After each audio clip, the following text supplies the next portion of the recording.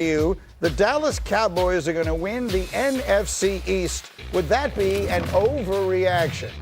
No, I don't think it would be an overreaction. Eagles probably go in as the favorites, but there's a lot to like about this Cowboys team. An elite offense and an overhauled defense with a new coordinator and a lot of new young talent.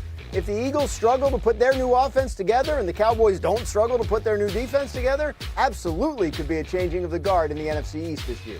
It has been a startlingly drama-free summer in Big D, has it not? All right, let's go to Drew Aller. Is he the Steelers' quarterback of the future? If I said he is that an overreaction? It's an overreaction. It's certainly possible, but we don't have enough data yet on this. Will Howard is another young quarterback that's been in the system a year longer than Aller has. We know it's not going to be Aaron Rodgers next year because he's told us as much. But the Steelers, as always, will look at all options. It'll be interesting to see if by the end of this year they view Aller as a good one. All right, so we'll see if he's able to win that job. And then the final one, if I were to say the Cleveland Browns just obviously hate their fans, is that an overreaction?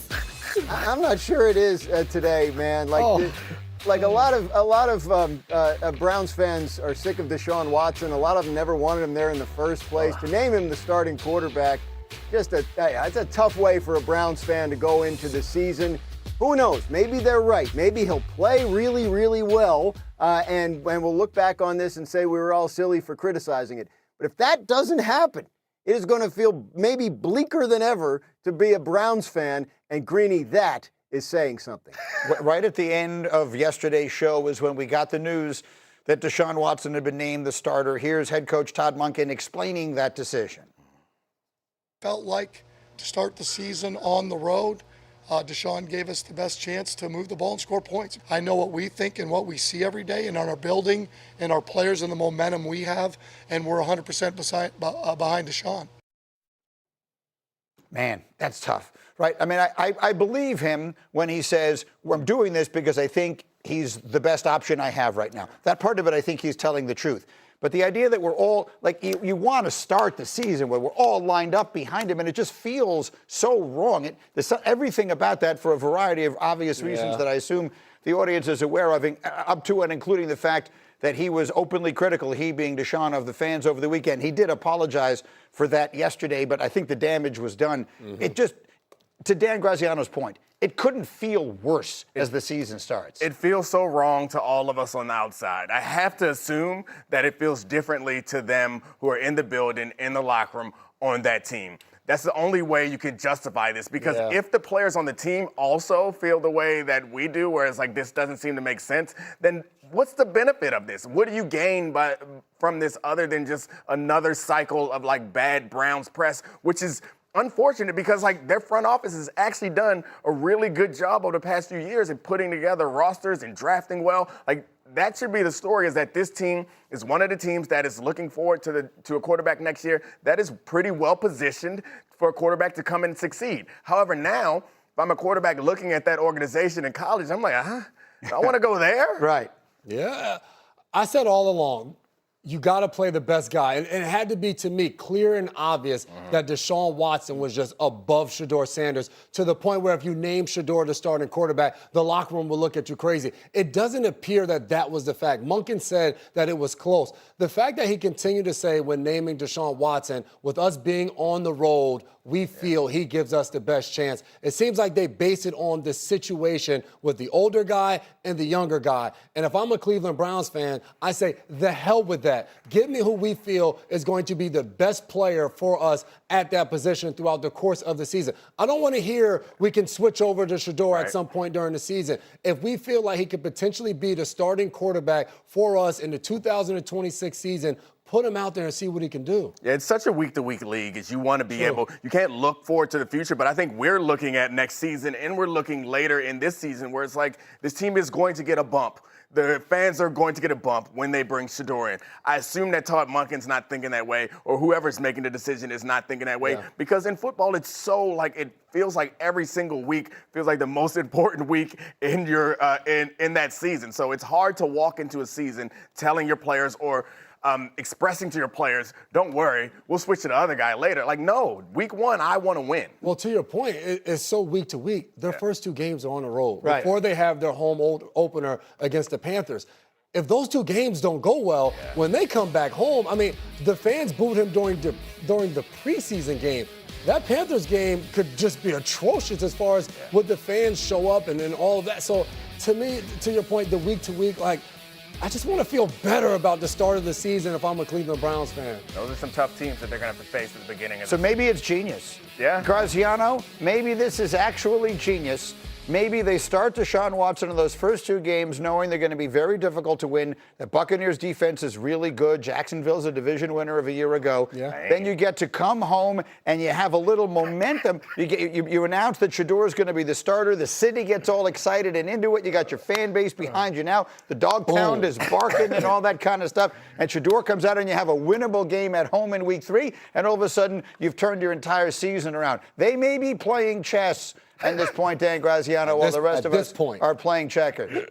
I have a similar level of respect for the Browns front office as Dominique expressed, but I think this is a game of 3D chess that is way beyond the realm of possibility in terms of what they're doing. Look, in their defense, there's certainly a world where they look at Shedeur Sanders and go, we like him. He needs more work. Maybe a month from now, maybe a couple weeks from now, with more development, more coaching, he will be ready to be the starter. But right now, Deshaun is the guy that gives us the best chance to win. On the road thing, I mean, Shedeur Sanders played road games last year in the NFL. It's not as if he'd be making his NFL debut in Jacksonville week 1. So the only thing that can explain this is that Deshaun Watson emerged based on what the coaches saw every day in practice as the clear winner of the competition. And, you know, we'll see. He gets a chance. He said it yesterday. He's got a second chance. If he plays well, then, you know, a lot of things might, you know, a lot of the poor performance of the past might be forgotten by the Browns. If he plays reasonably well, then I think the answer is if he plays reasonably well to begin the season / this year, he has a chance of being in the NFL next year. Yeah. I think that's as right. far as you can reasonably go with it. But likely not with the Browns. Oh, almost. I mean, the chances of that seem so minuscule. And a year and a half ago, Right. this clip was circulating yesterday around the internet. A year and a half ago, the owner of the team, who made the decision to go get him in the first place, called it a swing and a miss. I mean, a year and a half ago, the owner described this as a lost trade. And now there's a year and a half later, he's their starting quarterback. Somewhere along the line, they missed something. I'm not exactly sure where, but something got missed along the line. I would say that the thing that and we've talked about this from all the different angles, and trying to find a way that it feels positive is I'm very hard on any team that is like playing for the future or tanking to try to draft. And I think that that's one thing that we all recognize, that there is no reason to play Deshaun Watson if you're thinking about the future. The only reason to play him is you're trying to win now. And like as a player on the team, you're like, all right, I appreciate it, because the arguments that we're making for Shedeur are something that if I was on the team, I'd be annoyed by. It's like, we want to see what we have in Shedeur Sanders on week 1. Like, no, this is my whole career. I want to win in week 1. The problem is Shedeur and Deshaun are pretty close as far as the way they're performing. We have the soundbite. It's almost exactly, that wouldn't be 6 months, 17 months ago, the Browns owner, Jimmy Haslam, this is the soundbite everyone was talking about yesterday. You know, we took a big swing and miss with Deshaun. We thought we had the quarterback. We didn't. And we gave up a lot of draft picks to get him. So we've got to dig ourselves out of that hole. We took a big swing and a miss. We've got to dig ourselves out of that hole. And he's our starter week 1 a year and a half later. It's very tough to get excited about. He's shown them all the ability that just came back, I guess. Look, I have been arguing in favor of fully guaranteed contracts in the NFL forever, not as vociferously or as consequentially as you have, obviously, as a member of the Players Union. And I think there were any number of different changes that they would have to enact in order for it to work, all of which I think would make sense and all of which would be in the players' benefit. But here's one where the contract has just destroyed that. I mean, honestly, I think if like you can have guaranteed contracts now. If fully guaranteed contracts were mandated, they just make the contract shorter. That's what I mean. Which, like, I don't or think. just not count against the cap. Like, it shouldn't have to count against the cap. If you just got to pay the guy, but they don't have to count against the cap. Right, Graziano? It wouldn't have to cripple them. What did you say the number was yesterday? If they released him now, what would happen?